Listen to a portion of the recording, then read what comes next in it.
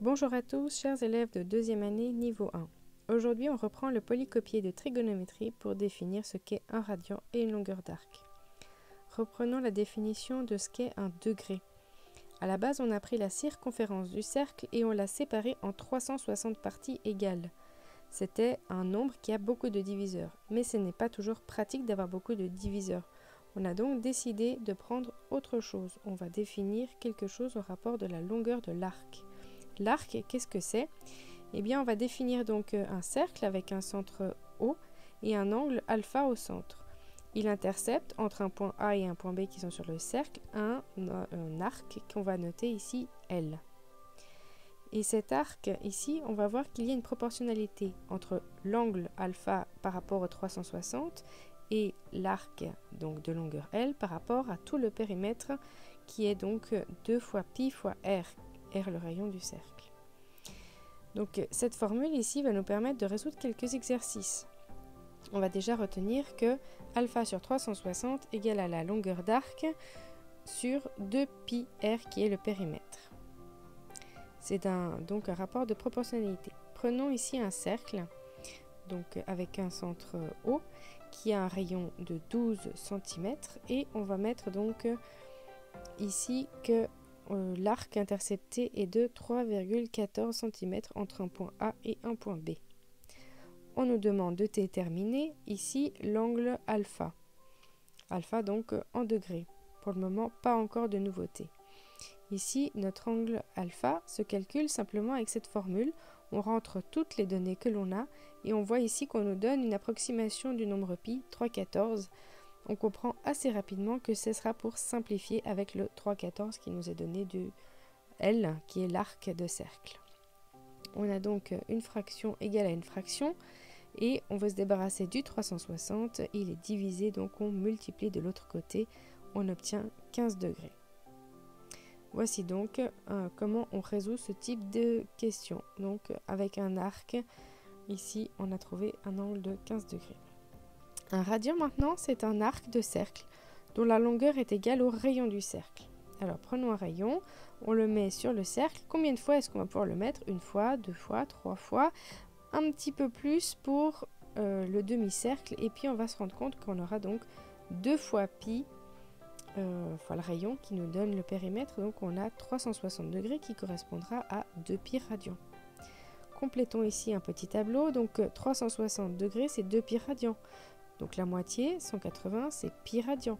90 degrés, ce sera pi sur 2 et 45 degrés correspondra donc à pi sur 4. On a une formule ici qui nous permet de transformer donc ce rapport de proportionnalité. Donc alpha sur 360 correspondra à la longueur de l'arc ici sur 2 pi. Reprenons le même exercice qu'avant. Nous avions donc notre cercle avec un centre O, avec notre rayon égal à 12 cm. L'angle alpha était égal à 15 degrés et on avait 3,14 pour l'arc. Ici, en voulant chercher donc cette longueur ici, correspondant à donc un radian, eh bien on va de nouveau résoudre le même problème qu'avant avec donc une fraction égale à une fraction avec une inconnue. On va ainsi pouvoir trouver que avec une règle de 3, notre inconnue c'est donc pi sur 2. Pour simplifier cette expression, on va prendre donc le radian comme une unité de mesure de l'angle. Et l'angle dont la mesure est 1 radian, c'est l'angle au centre qui intercepte 1 radian. Autrement dit, c'est un arc de cercle de longueur égale au rayon du cercle. Ici, on va faire découler une formule que nous utiliserons en analyse en 3e et 4e année. Donc c'est très important de comprendre ici l'utilisation de ce radian puisque c'est donc en analyse comme une nouvelle unité de mesure. On va apprendre donc à utiliser le radian ici et convertir des degrés en radians ou radians en degrés pour se familiariser. Donc ici on a un angle en degrés, j'ai nommé donc alpha pour l'angle et avec un petit d pour degré ou un r si c'est en radian. Il suffit simplement de remplacer les données dans la formule et isoler avec une règle de 3 pour trouver donc 30 degrés correspond à pi sur 6 radians. Et puis ensuite, eh bien, pi, on l'a déjà vu, mais on va le retrouver ici avec cette formule En remplaçant, on peut simplifier les pi et on voit donc que pi radian correspondra à 180 degrés. Nous utiliserons donc en mathématiques le radian comme une unité de mesure d'angle.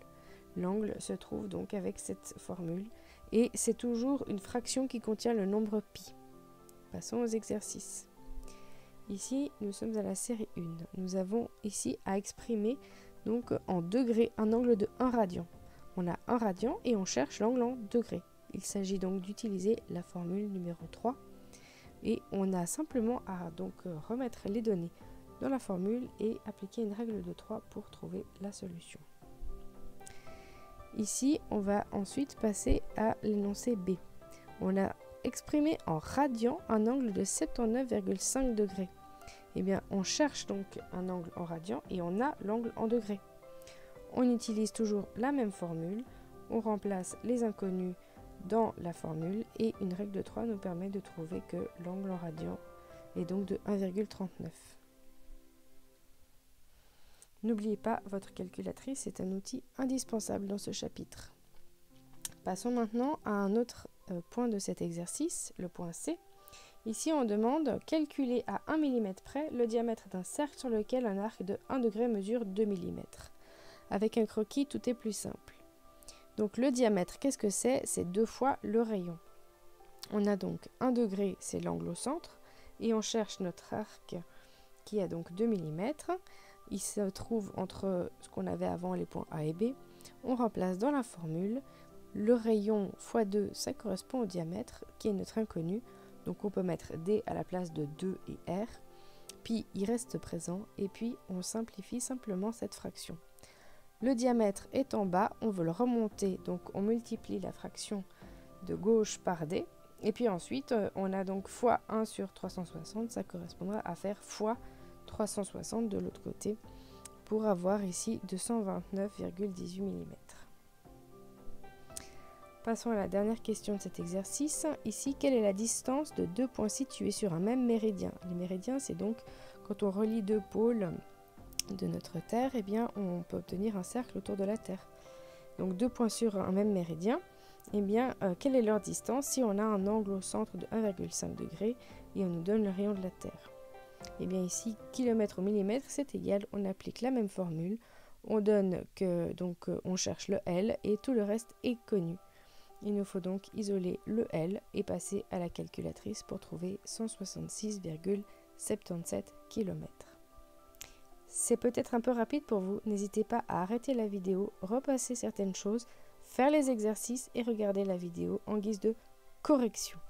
Bon travail à tous! Si vous n'êtes pas dans mon cours, vous retrouverez tous les polycopiés sur pinkmath.ch ainsi que les séries.